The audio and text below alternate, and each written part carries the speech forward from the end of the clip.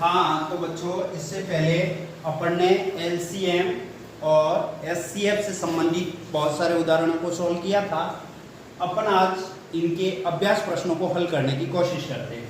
देखिए पहला सवाल क्या है? दो क्रमागत संख्याओं का लसप होगा।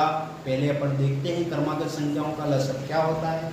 क्रमागत का मतलब जैसे एक के बाद दूसरी संख्या आनी चाहिए, जैसे 3 और 4 ले लो, क्रमागत हो गई। 5 और 6 ले लो, क्रमागत हो गई। 7 और 8 ले लो, क्रमागत हो गई। लेकिन 7 और 9 लोगे तो वो क्रमागत नहीं होगी। देखिए अपन ले लेते हैं 4 और 5, लसप निकाल देते हैं। 2 का जाएगा 2 बार, 2 का जाएगा 1 बार, 5 ले लिया। ठीक है, 5 गुणा 2 10, 10 गुणा 2 20, कितना आ गया? अगर अपन इन दोनों संख्याओं को अगर गुणा करके देखें तो 4 गुणा 5 कितना हो जाएगा? 20 हो गया, है ना। तो मतलब अपने को ये पता चल गया दो क्रमागत संख्याओं का लसप हमेशा दोनों संख्याओं का क्या होगा? गुणनफल होगा। दोनों संख्याओं का गुणनफल होगा, है ना। दो क्रमागत संख्याओं का लसप उन संख्याओं का गुणनफल होगा। क्या होगा? गुणनफल होगा। पहला सवाल समझ गए? आगे बढ़ते हैं, दूसरा सवाल देखते हैं। दूसरा सवाल ये कह रहा है दो क्रमागत संख्याओं का मसप क्या होगा? मसप पूछ रहा है। अब देखिए मसप ले लेते हैं अपन, चलो देखते हैं।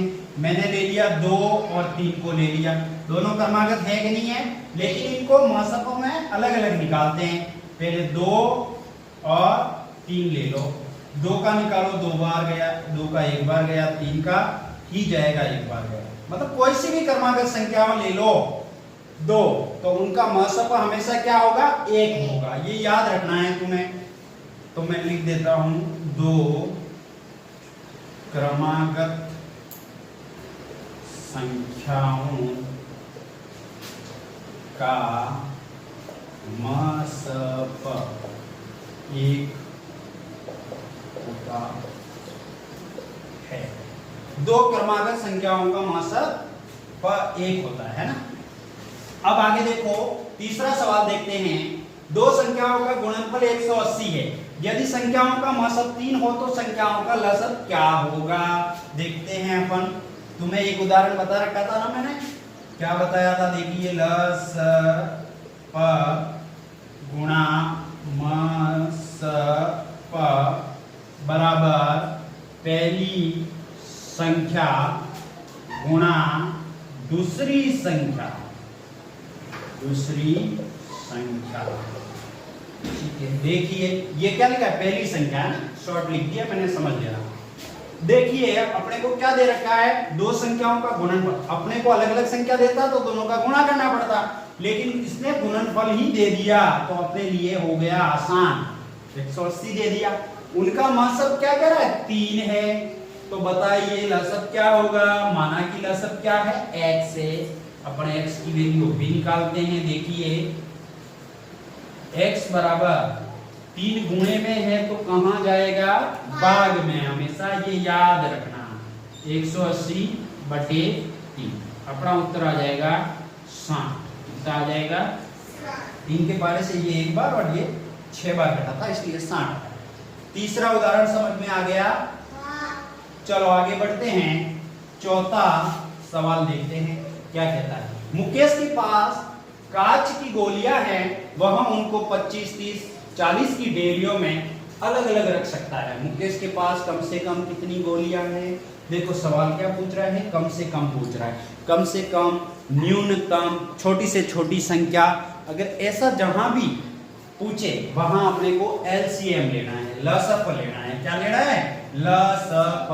देखिए 25 30 40 का लसप ले लेते हैं। 25 15 20, 2 का जाएगा 25 15 10, 2 का जाएगा 25 15 5, 3 का जाएगा 25, 5 बार चला जाएगा 15 में 5 बार। अब 3 का नहीं जाएगा, 5 का जाएगा 5 बार, एक बार एक बार। फिर से 5 का जाएगा एक बार। 5 का गुणा 5 से किया 25 हो गए। 25 का गुणा 3 से किया कितना हो गया 75। 75 का गुणा 2 से किया 150। 150 का गुणा 2 से किया 300। 300 का गुणा अगर अपन ने 2 से किया तो कितना आ जाएगा 600। क्या समझ में आ गया तुम्हें चौथा?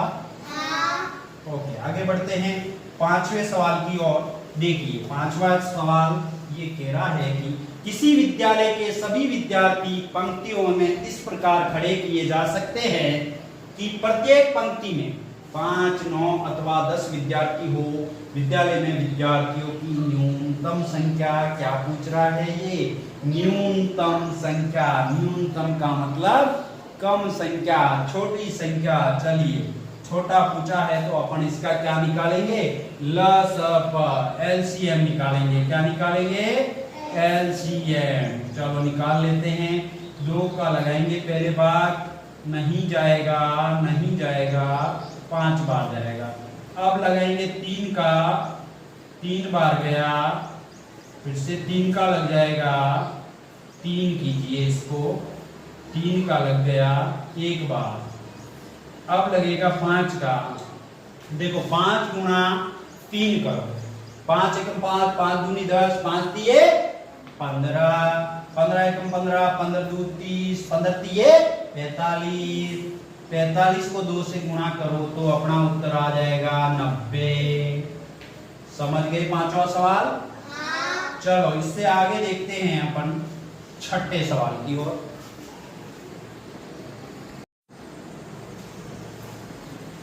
छठा सवाल देखते हैं। देखिए 8 12 16 तथा 24 का महत्तम समापवर्तक होगा। क्या निकालना है अपने को? महत्तम समापवर्तक। देखिए पहले 8 को देख लेते हैं। 2 का भाग जाएगा 4 बार, फिर 2 का जाएगा 2 बार, 2 का जाएगा 1 बार। फिर कौन सी संख्या है? 12। 12 को देख लेते हैं। 12 में 2 का जाएगा 6 बार, 2 का जाएगा 3 बार और 3 का जाएगा 1 बार। फिर है 16 देख लेते हैं। 16 में 2 का जाएगा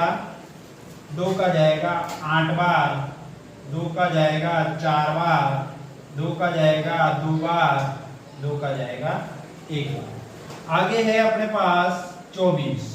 24 को देख लेते हैं। 2 का जाएगा 12 बार, 2 का जाएगा 6 बार, 2 का जाएगा 3 बार, 3 का जाएगा 1 बार। इन सब में अपने को चारों में कॉमन मिलना चाहिए। सबसे पहले तो मुझे मिल रहा है 2 2 2, मिल गया, उसको इधर लिख दो, 2 गुणा। फिर से मुझे मिल रहा है 2 2 2 2, फिर से लिख दिया मैंने।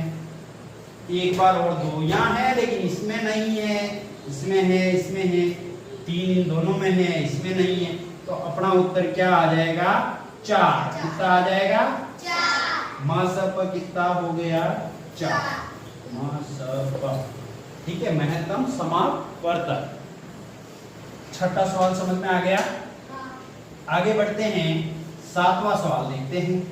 7वां सवाल कह रहा है कि संख्या है 16 24 32 का लसप ज्ञात करना है।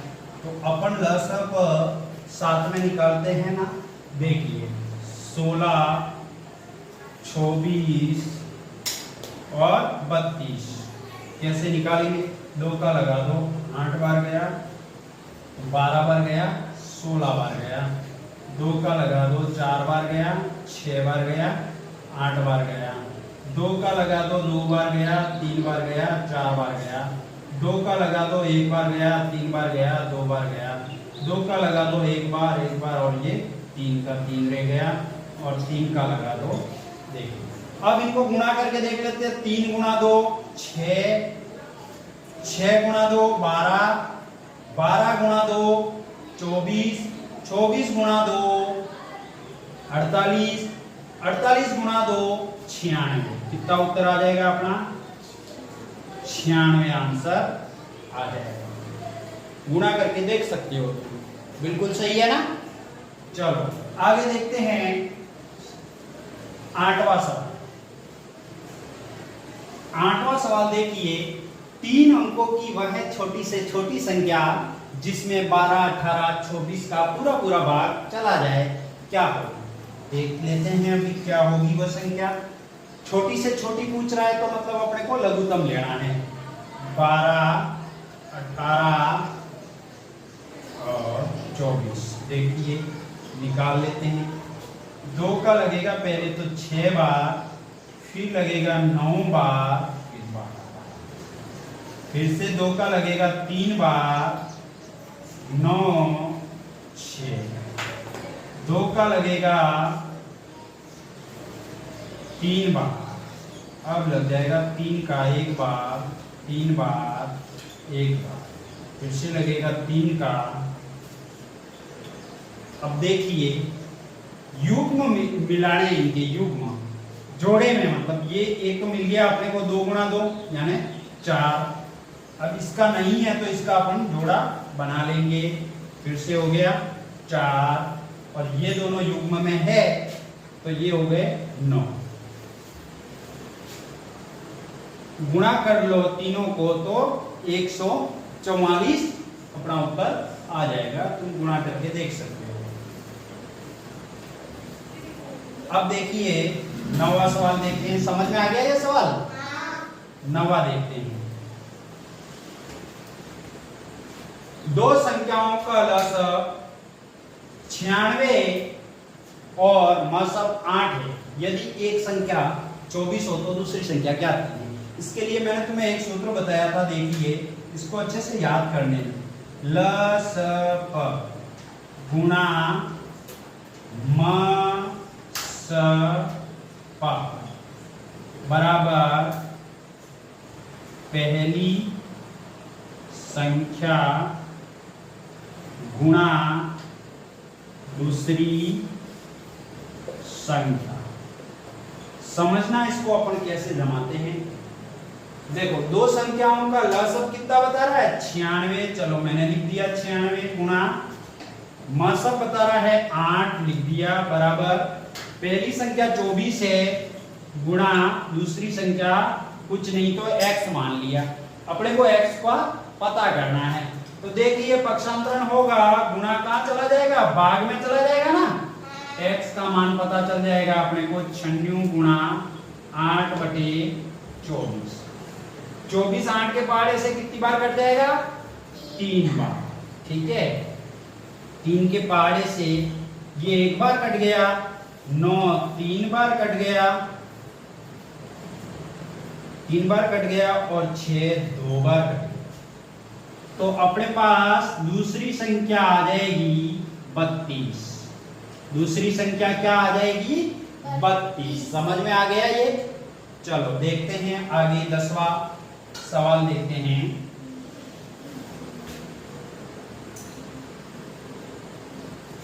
मुकेश 84 गेंदों और 180 बल्लों को लड़कों में समान रूप से बांटना चाहता है।